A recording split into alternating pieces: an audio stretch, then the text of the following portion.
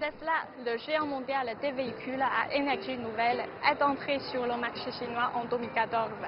L'entreprise ne disposait pas d'usine en Chine à ce moment-là et les voitures de cette marque étaient toujours importées. Les consommateurs chinois devaient payer près du double du prix des consommateurs américains. Mais en mai 2018, Tesla s'est installé à Pudong, Shanghai. Et en janvier 2019, la construction de la super usine de Tesla, le plus grand projet industriel jamais réalisé à Shanghai, s'est installé dans la zone industrielle de Lingang. En moins de 12 ans, Tesla a non seulement réalisé une augmentation continue de sa capacité de production, mais aussi a commencé à exporter ses véhicules vers une dizaine de pays européens. Cette initiative, qui s'inscrit dans le processus de mondialisation, a aussi permis de réaliser une coopération gagnant-gagnant. Pour en savoir plus sur l'histoire de Tesla et de Pudong, suivez-moi. Bonjour Madame Tao, merci d'avoir accepté notre interview. Tout d'abord, c'est la troisième fois que Tesla participe à CIIE à Shanghai. Quelles sont vos attentes? En fait, chaque fois que nous participons à la CIIE, nous trouvons des différences.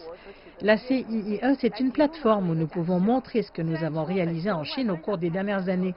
Nos véhicules ne semblent pas avoir beaucoup changé sur le plan extérieur, mais nos activités en Chine, elles, ont en fait changé radicalement.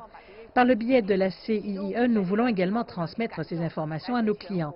Par ailleurs, nous pouvons également collecter les réactions des exposants et des clients et prendre leurs opinions en compte dans le développement futur de Tesla, de même que leurs avis sur notre modèle 3. Cette année marque le 30e anniversaire du développement et de l'ouverture de Pudong. Alors pourquoi avoir choisi Shanghai pour vous établir sur le marché chinois? Pudong est en fait un microcosme de la réforme et de l'ouverture de la Chine, où se sont accumulés les espoirs de chacun, y compris nos aspirations pour l'avenir.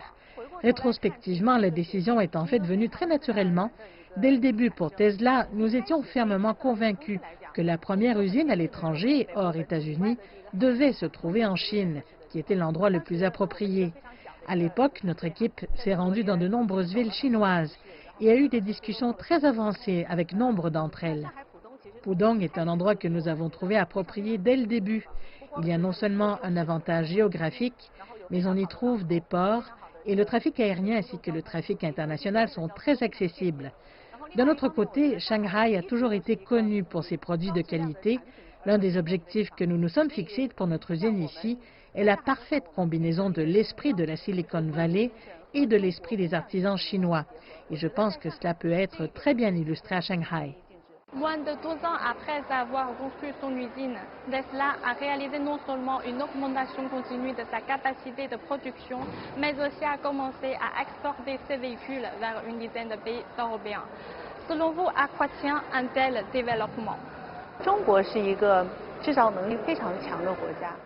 La Chine est un pays très productif, en particulier en ce qui concerne le contrôle de qualité. Le pays dispose d'une bonne tradition de ce point de vue-là. Lorsque nous avons commencé à monter l'usine de production, nous l'avons considérée comme une usine chinoise. La gestion de chaque aspect, y compris la conception de nos procédures internes et le reste, reste l'ADN de la Silicon Valley, c'est-à-dire faire entrer l'esprit artisanal chinois. Chaque détail sera pris en compte. À titre d'exemple, l'angle dans lequel une vis doit être tournée et son poids sont strictement définis. C'est vraiment le résultat d'un travail commun entre Tesla. Merci Madame Tao, merci d'avoir accepté notre interview.